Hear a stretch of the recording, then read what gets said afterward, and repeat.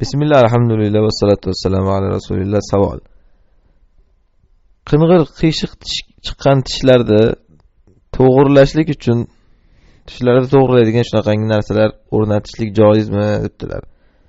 Masalan, hozirgi kunda zamonaviy tibbiyot yo'li bilan tishlarni simlar orqali tortib tekislanadi. Tishlar masalasida ikki xil hukm bor.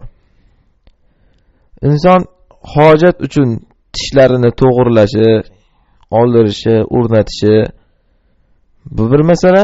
Ikkinchi masala ziynat, chiroy uchun tishlarni tekislashlik yoki o'rnatishlik yoki oldirishlik.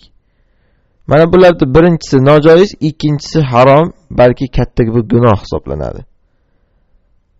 Rasululloh sallallohu alayhi vasallam hadisda aytganlar: La'anallohu al-washimata wal-mustabshimata al-wasilata wal-mustabsilata wal-mutafallijat lil-husn al-mughayyirat xalqalloh. Uzun hadis, asli bu bobga tegishli qismini aytamiz.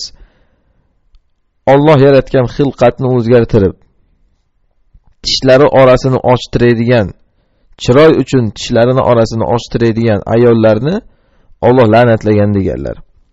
Endi ayollar deganda bu ayollarga xos emas, unda ayollar qilganda shu ishni. Shuning uchun ham aynan ayollarga kelgan. Demak, agar bir inson Alloh bergan xilqatiga qanoat qilmasdan Allohning tabiiy yaratgan xilqatini o'zgartirib chiroyli bo'lay deb shu ishga qo'l ursa, bu harom bo'ladi. Chunki Allohning qadariga norozilik bo'lib qoladi. Allohning xilqatini o'zgartirish bo'lib qoladi. Ya'ni inson shunchaki chiroy uchun qiladi.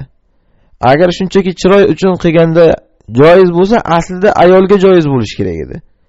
Lekin shu ayolga ham hattoki mana shuni Alloh la'natlasin deganlar Rasululloh sallallohu alayhi vasallam.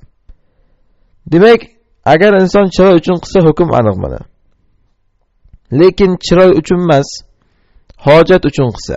Hojat degani masalan bir kishining tishi yo'q. Iloji yo'q, tish o'rnatadi. Bu Allohning xilqatini o'zgartiryapti deyilmaydi, balki Allohning xilqatiga qaytyapti deyiladi. Chunki tishi yo'qlik asli o'zgargan xilqatda bu. Bu chiroy uchun emas, hojat uchun qilayotgan bo'ladi. Xuddi shuningdek, bir insonning tishlari shu darajada qing'ir qiyshiqki, unga nihoyatda xalaqit beradi. Masalan, labini do'ttayib haliga ko'tarib turadi. Yoki gapirganda og'zidan haligi harflarni chiqishligini man qiladi. Ya'ni to'g'ri gapira olmaydi. Tishlar qing'ir qiyshiqligidan.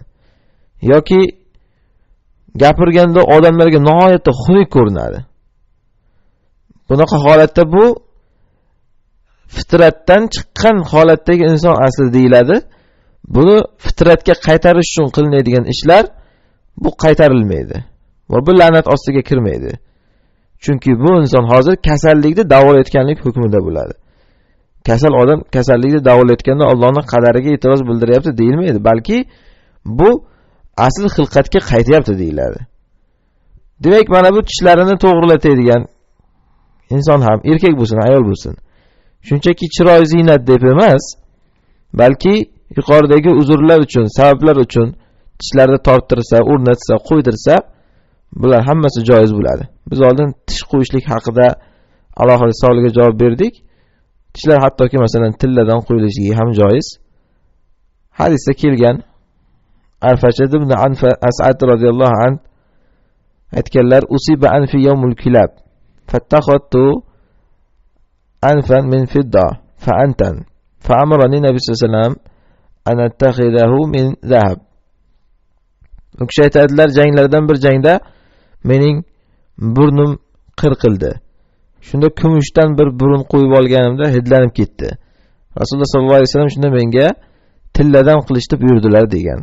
Demak, aslida mana erkakka tilla harom. Lekin hojat bo'lganligi uchun, asl xilqatga qaytishlik uchun Rasululloh sallallohu alayhi vasallam mana shu tilladan bo'lsa ham burun qo'yishga ijozat beryapti.